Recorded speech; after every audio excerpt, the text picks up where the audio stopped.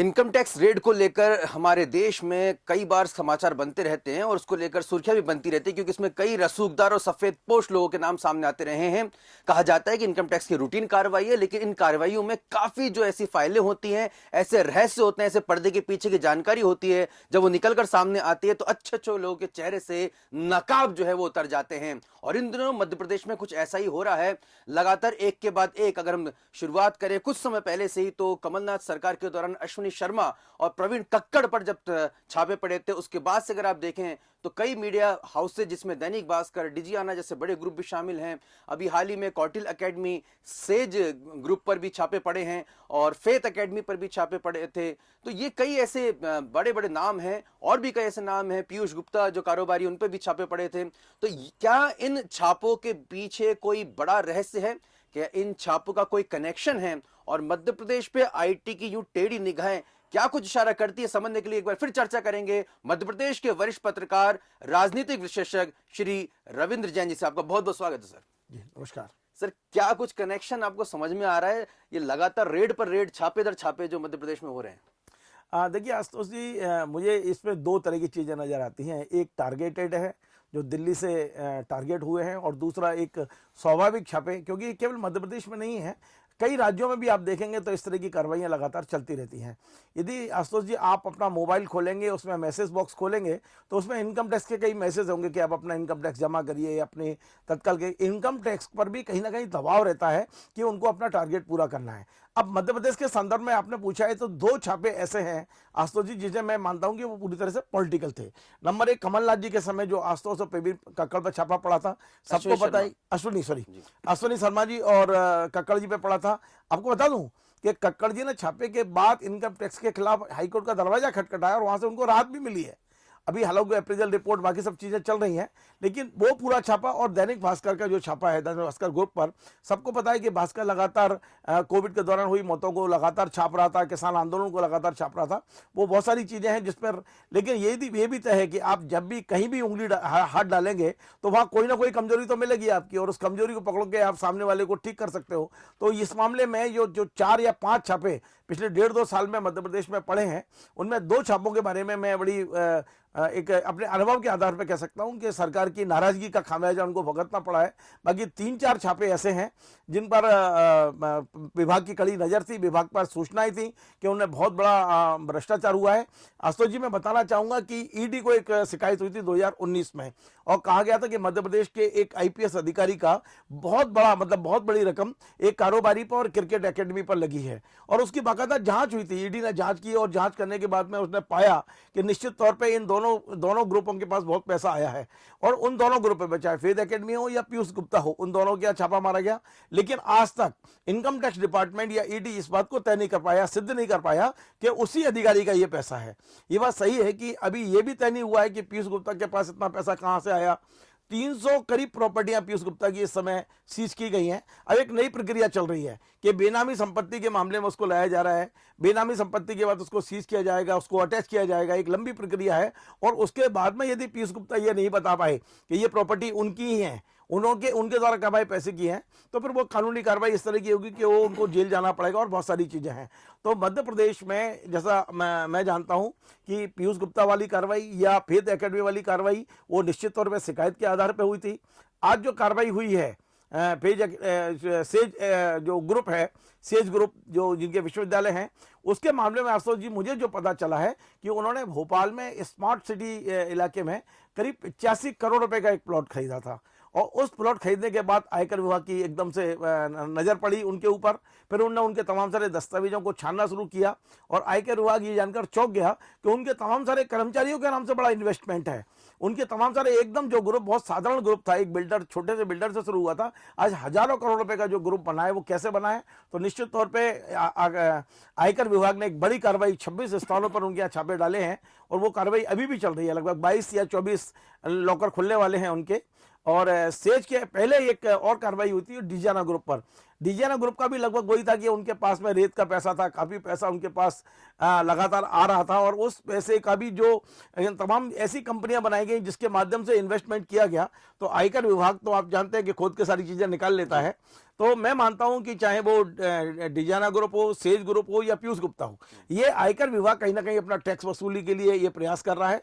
लेकिन दैनिक भास्कर और जो दूसरा कक्कड़ जी का और अश्विन का मामला है, वो निश्चित तौर पर पूरा पॉलिटिकल और वहां से टारगेटेड हमला था उनके। लेकिन सर उसमें भी काफी जो है अनियमितताएं निकली हैं, और जिस तरह की खबरें सामने आई हैं, चाहे बड़े मीडिया ग्रुप की बात करें, दैनिक भास्कर की, वहाँ पे काफी करोड़ों का जो है लेन देन की बात सामने आई है, या प्रवीण कक्कड़ और अश्विनी शर्मा की बात करें तो उसमें भी काफी कुछ निकल के आते हैं, यहाँ तक कि वन अधिनियमों का भी उसमें उल्लंघन करने की बात सामने आई थी। तो कैसे कहा जा सकता है कि पॉलिटिकली जी वो मोटिवेटेड था और इसमें गड़बड़ियां नहीं थी, इसमें कोई अनियमितताएं नहीं थी? देखिए सरकार केंद्र में दूसरी सरकार है, मध्य प्रदेश में दूसरी सरकार है, और झारखंड चुनाव में ऐसा लगा था भारत सरकार को कि कमलनाथ जी कहीं ना कहीं फाइनेंशियल मदद कर रहे हैं। तो उसके बाद कमलनाथ जी के इर्द गिर्द जितने लोग थे उनको सबको वॉच किया गया, और वॉच करने के बाद में ये जब कन्विंस हो गया इनकम टैक्स डिपार्टमेंट या भारत सरकार कि कहीं ना कहीं कमलनाथ जी का 2 नंबर का पैसा या उनके द्वारा संचालित हो रहा है, इन लोगों के द्वारा, अश्विन के द्वारा या प्रवीण कक्कड़ जी का जिनका नाम आ रहा है, हो रहा है, तो उसके बाद में उन्होंने कार्रवाई की है।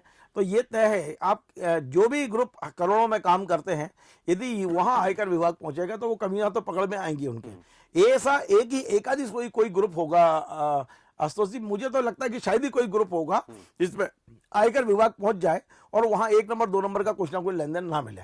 लेकिन मैं देखिए इसमें 2 चीजें हैं, एक नंबर और 2 नंबर का मामला है, एक भ्रष्टाचार का मामला है।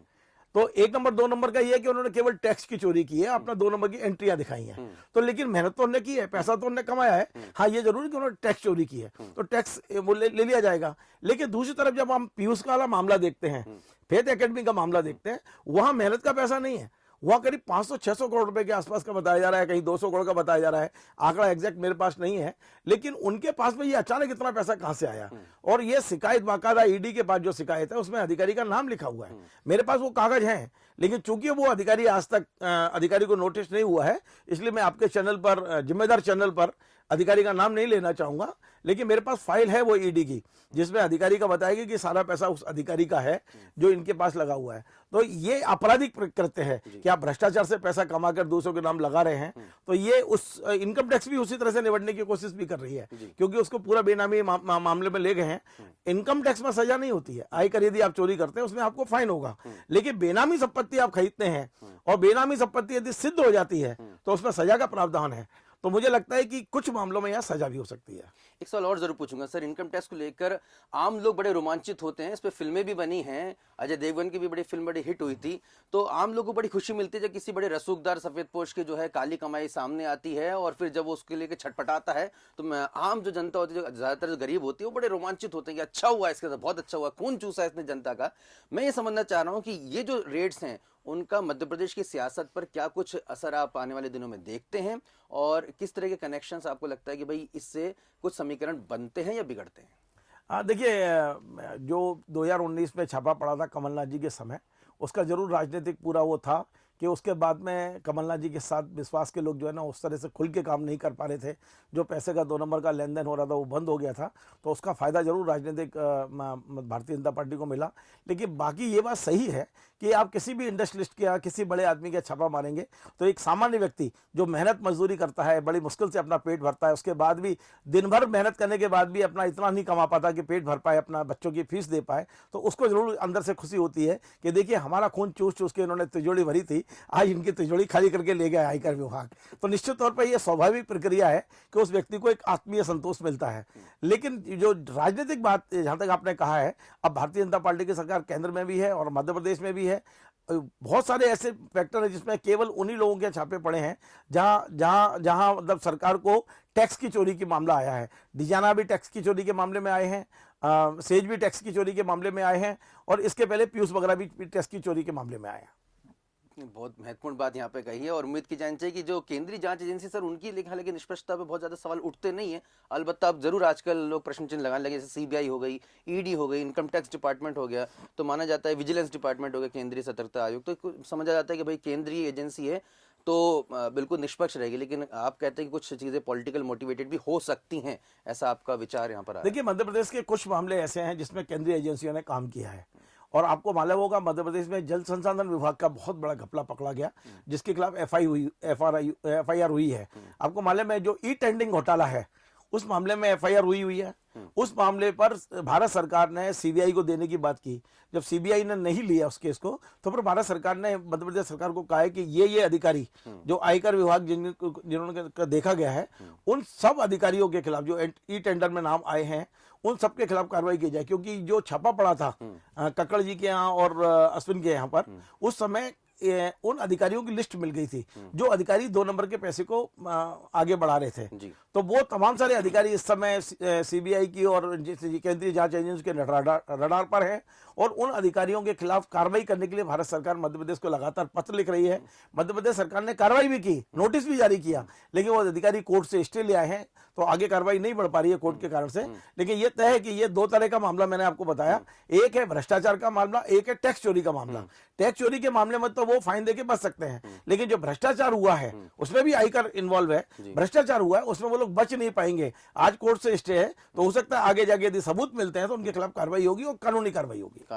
और सर, उम्मीद करते हैं कि वो जानकारी भी निकल के आएगी कि आखिर इस तरह का पैसा कैसे कमाया जाता है, वो कौन सा तंत्र होते हैं और कौन से अधिकारी होते हैं और कौन से ऐसे राजनेता होते हैं जो पूरा एक गठजोड़ करके इस तरह का काली कमाई जो है वो इकट्ठा करते हैं। जनता जो बिल्कुल सही कहा कि आम जनता तक एक एक पैसा जो है नसीब नहीं हो पाता और उनके पास बैठे बैठे ही करोड़ों रुपए की माया इकट्ठी हो जाती है। तो वो तरीका भी खुलासा होगा, उन तंत्र का भी खुलासा हो, और अगर कोई खुलासा नहीं होता तो रविंद्र सर हम आपसे जरूर पूछेंगे कि आखिर ये कैसे हो रहा है। थैंक यू जी, चलिए, तो ये प्रोग्राम आपको कैसा लगा और इस कार्यक्रम के बारे में आपकी क्या राय है, कमेंट्स के जरिए जरूर हमें बताइएगा। और आपको ये वीडियो अच्छा लगे तो इसे शेयर जरूर कीजिएगा और इंडिया फर्स्ट को जरूर सब्सक्राइब कीजिएगा। नमस्कार।